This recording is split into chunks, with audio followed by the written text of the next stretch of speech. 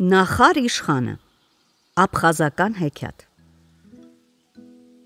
Շատ հին ժամանակ Նախար անունով մի իշխան է լինում։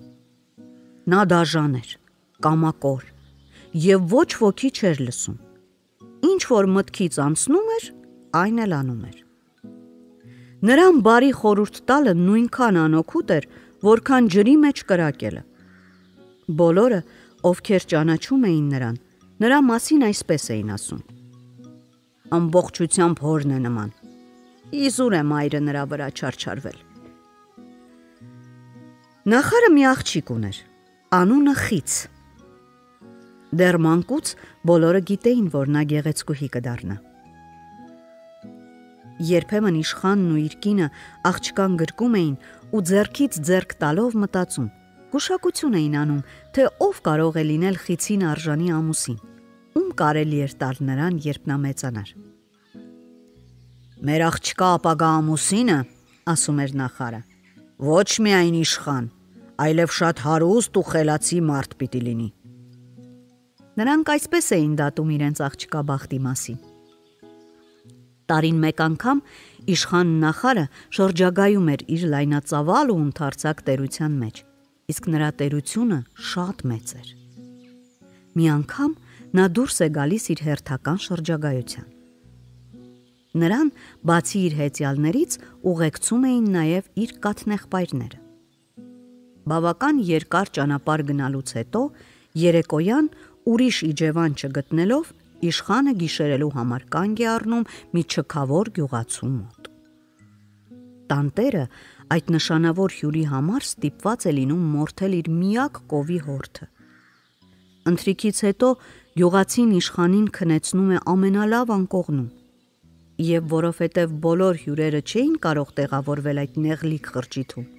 դրա համար էլ ոմանք փաթաթվելով յափնջիների մեջ քնում են բակի ծառերի տակ։ Հենց այդ գիշեր տանտիրոջ կինը տղա է ունենում։ Այդ մասին իմանում են բակում քնած իշխանի ուղեկիցները և ի պատիվ նորածնի մի քանի անգամ կրակում են, կարծելով, թե իշխանը նրանց արածին հավանություն կտա։ Լսելով կրակոցները, իշխանը արթնանում է ու հարցնում. «Ինչ է պատահել»։ Ուղեկիցները նրան պատասխանում են, թե իրենք ուրախությունից են կրակել, որովհետև տանտիրոջ կինը տղա է ունեցել։ Իշխան Նախարը խիստ բարկանում է։ Կրակոցներից հետո նա էլ ոչ մի կերպ չի կարողանում քնել, անվերջ կողքից կողք է շուռ գալիս։ Կանայք, որոնք գիշերը եկել էին ծննդկանին օգնության, հավաքվել էին խոհանոցում և իրենց քունը փախցնելու համար դեսից դենից խոսում էին։ Եվ ահա նրանցից մեկը, որ ամենից շատախոսն էր, կատակում է. «Եկեք մեր նորածնի համար հարսնացու ընտրենք իշխան Նախարի աղջկան, եթե իհարկե նա աղջիկ ունի»։ Իշխանը քնած չէր։ Նա լսում է այդ խոսքերը, խիստ բարկանում է, բայց չի իմանում ինչ անի և անհամբեր սպասում է լուսանալուն։ Հենց որ լուսանում է, նա իր ուղեկիցներին արթնացնում է և հրամայում է թամբել ձիերը։ Ճանապարհվելիս հրամայում է իրենց հետ վերցնել տանտիրոջ նորածին երեխային։ Տանտերերին առանց հրաժեշտի խոսք ասելու նա դուրս է գալիս բակից։ Իշխանի ուղեկիցները, անտեսելով մոր հեկեկանքը և հոր վիշտը, նորածնին փաթաթում են պարուրաշորերի մեջ և արշավում։ Նրանք ամբողջ օրը ճանապարհ են գնում։ Երբ ճանապարհը սկսում է անցնել անտառի միջով, իշխան Նախարը ձին քաշելով մի կողմի վրա, թեքում է մի դալար ճյուղ, տղային կապում է նրանից և ասում. «Մեծացիր ու հետո միայն ամուսնացիր իշխանի աղջկա հետ»։ Իշխանի արարքը շատ է վշտացնում բոլորին, բայց ոչ ոք չի համարձակվում նրան ասել. «Ախր այդպես մի անի», կամ թե «Ինչու ես այդպես վարվում»։ Իսկ ուղեկիցներից մի քանիսն էլ իշխանին դուր գալու համար նույնիսկ գովում են նրա արածը։ Վրա է հասնում գիշերը, և նրանք նորից ստիպված են լինում գիշերել մի գյուղացու մոտ։ Այս անգամ իշխանը շատ ուրախ էր։ Ամեն տեսակ նորություններ էր պատմում և ի դեպ ծաղրանքով հիշում էր նաև այն երեխային, որին թողել էր անտառում։ Այդ անմարդկային արարքը խիստ վշտացրել էր իշխանի ուղեկիցներից մեկին, երիտասարդ Աջիրին, ուստի նա քրթմնջում է. մինչև երբ նա պետք է մեզ իր կամքը պարտադրի։ Բայց ընկերները լսելով Աջիրի խոսքերը ասում են նրան. չհամարձակվես այդպես խոսել։ Եթե իշխանը լսի, բոլորիս հետ էլ շատ խիստ կվարվի։ Գիշերը իշխան նախարը հանգիստ քնում է։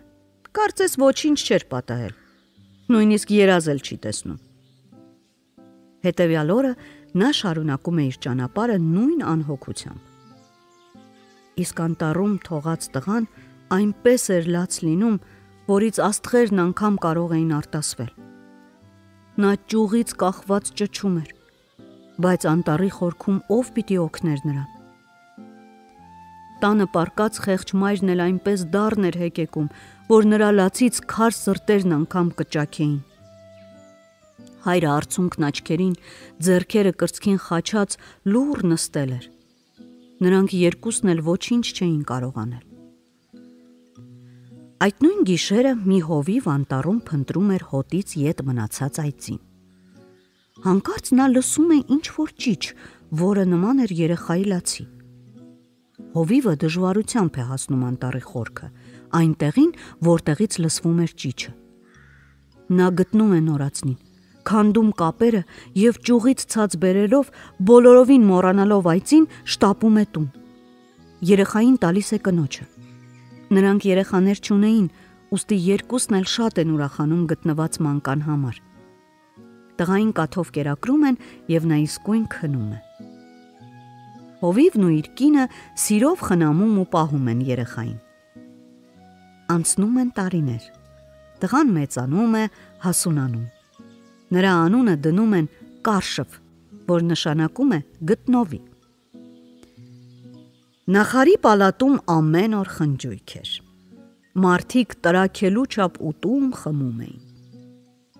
Իշխանը վաղուց էր ինչ չէր շրջագայել իր տերության մեջ։ Նա մի անգամ դարձյալ հավաքում է իր հմուտ ձիավորներին և նրանց հետ ճանապարհ ընկնում։ Նրա ուղեկիցների մեջ էր նաև Աջիրը։ Գնում են մի օր, երկու օր, իսկ երրորդ օրը իշխանը գիշերում է մի հովվի մոտ։ Եվ իշխան նախարն ու իր ուղեկիցները նկատում են, որ տանտիրոջ Կարշվ անունով տղան ճարպիկ ու գեղեցիկ մի պատանի է։ Ամեն բան ձեռքից գալիս է, և ինչ էլ որ անում է, և լավ է կատարում, և արագ։ Ամեն գործում հաջողակ էր։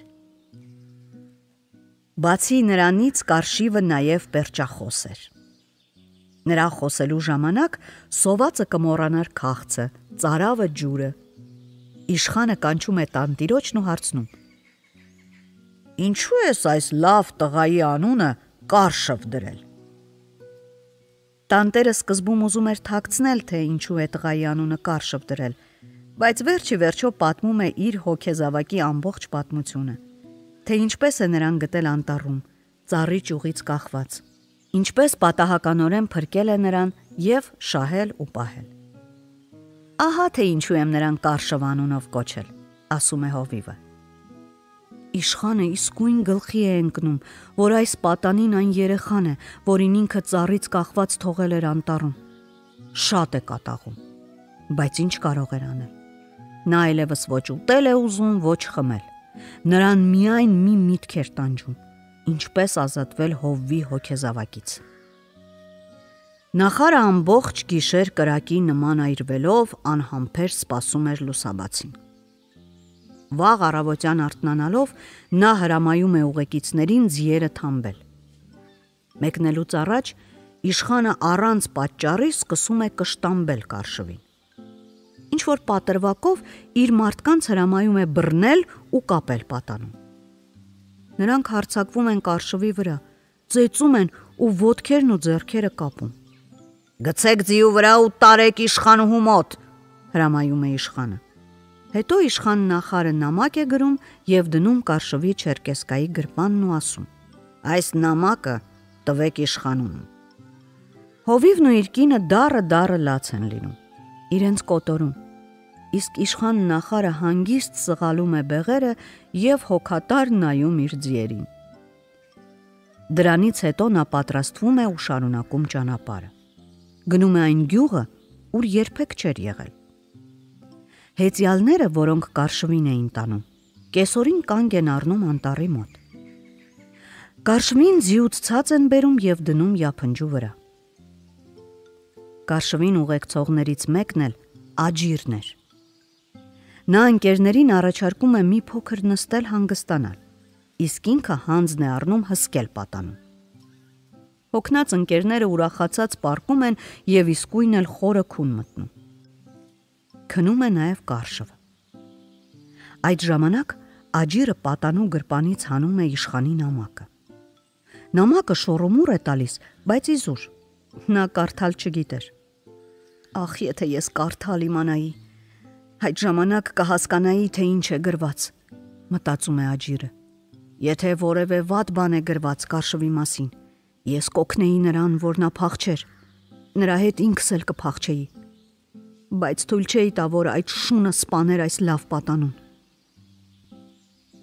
Հանկարծ Աջիրը նկատում է, որ իրենց է մոտենում մի անծանոթ ձիավոր։ Երբ ձիավորը նկատում է ստվերում հանգստացող մարդկանց, ձիուց իջնում է և նստում Աջիրի մոտ։ Աջիրը նրա հետ խոսելով իմանում է, որ նա գրագետ է։ Իսկույն հանում է նամակը և խնդրում նրանից, որ կարդա։ Պարզվում է, որ նամակում գրված է. Իշխանուհի, պատանուն, որին քեզ մոտ են բերում, հանձնիր մեր ծառաներին,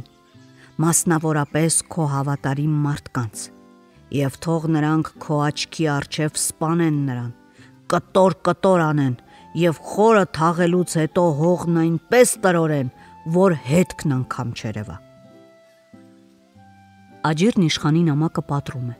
և խնդրում է անծանոթին ուրիշ նամակ գրել։ Իշխանուհի, նամակի հետ ուղարկում եմ մի երիտասարդ և հայտնում, որ նա շատ լավն է, գեղեցիկ, դրանում ինքդ էլ կհամոզվես։ Բացի այդ, նա ճարպիկ է ու խելացի։ Հրամայիր, որ նրա կապերն արձակեն ու լողացնեն։ Հետո հագցրու լավագույն հագուստները։ Հետևիր նրան, որ տնից դուրս չգա։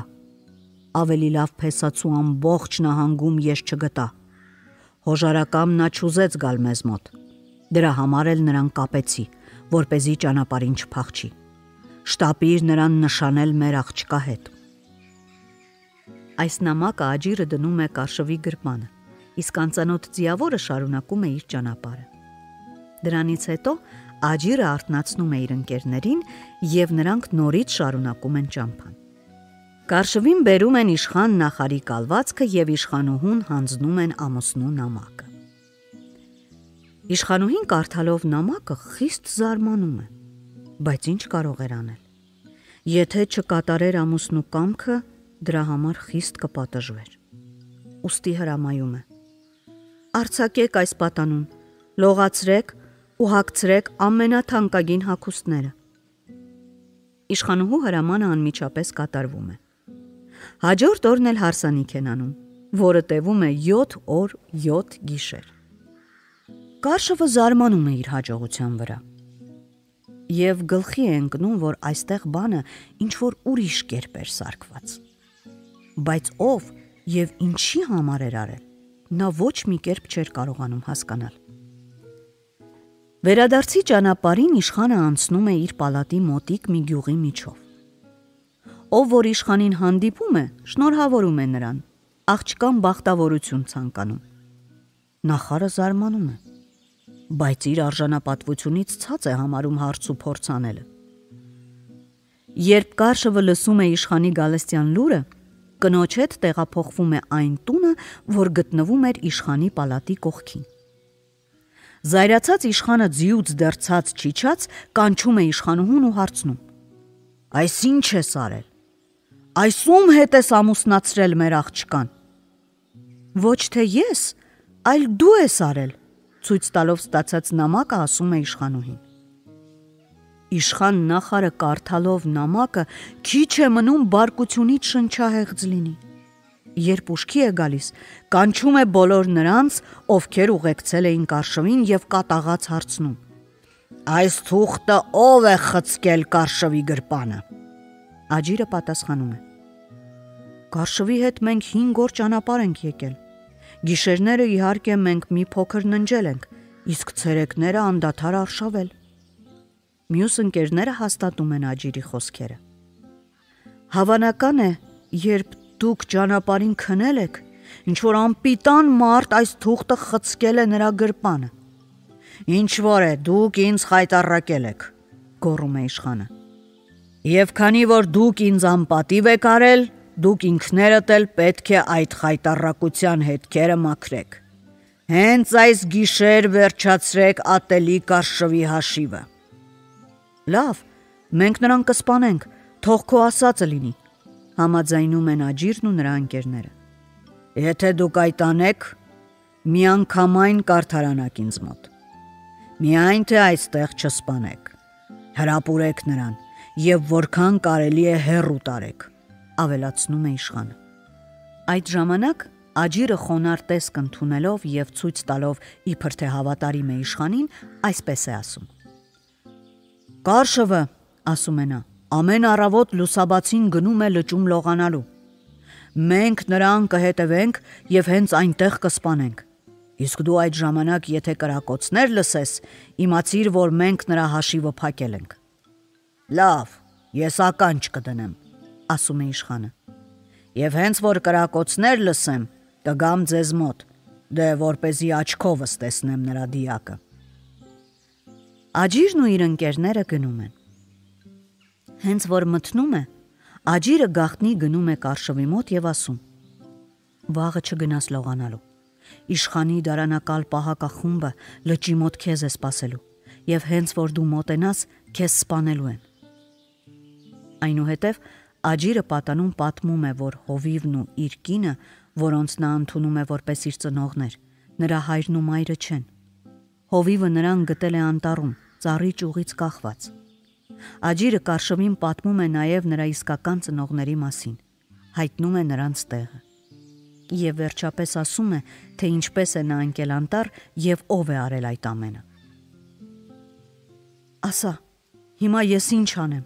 ինչպես վարվեմ, հարցնում է Կարշվը։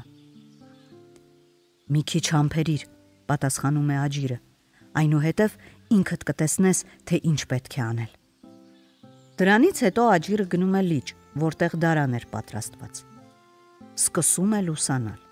իսկ Կարշվը դեռ չէր երևում։ Պահակները զարմանում էին, թե ինչու նա չի գալիս լողանալու, և վախենում էին, չլինի թե իշխանը իրենց մեղադրի դավաճանության մեջ։ Իսկ իշխան նախարը այդ գիշեր բոլորովին չի քնում։ Նա անհամբեր սպասում է հրացանի կրակոցներին։ Տեսնում է, որ արդեն լուսանում է, բայց ձեն-զուն չկա։ Կամ նրանք չեն կարողացել հետևել Կարշվին, կամ թե չեն կամեցել խփել նրան, մտածում է նա։ Այլևս չի համբերում և գնում է դեպի լիճը։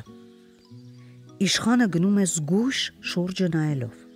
Աջիրը նկատում է, թե ինչպես է նա թաքնվում թփերի մեջ և զգուշացնում է ընկերներին, որ համազարկ տան շարժվող թփերի վրա։ Պահակները միանգամից կրակում են հրացաններից և դուրս գալով թաքստոցից վազում են դեպի թփուտները։ Այստեղ նրանք տեսնում են, որ կրակել են ոչ թե Կարշվի, այլ իշխան նախարի վրա։ Թե ինչպես պատահեց այդ, Աջիրից բացի ոչ ոք չիմացավ։ Նախարի մահից հետո Կարշվը դառնում է իշխան։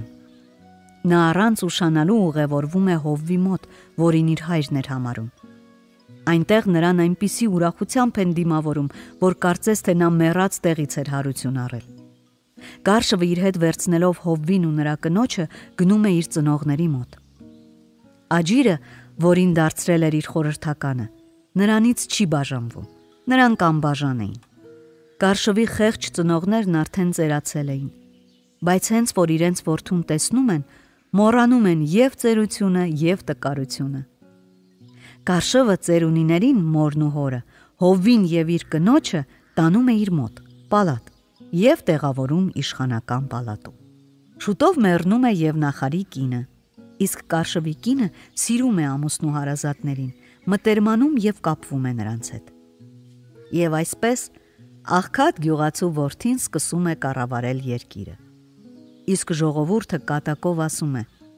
«Ճյուղը ինքն է այծի առաջ կռանում, եթե նրան մահ չէ վիճակված»։